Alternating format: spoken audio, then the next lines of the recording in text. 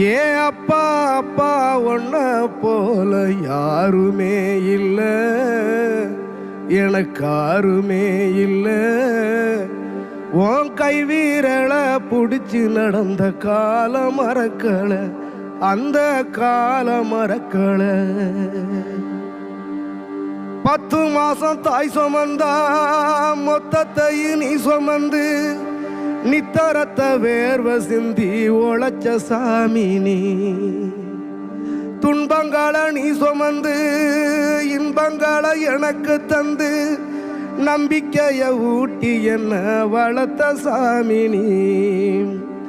ஆதரவா நீ இருந்த ஆலமரம் போலிருந்த, ஆதரவா நீ இருந்த ஆலமரம் போலிருந்த.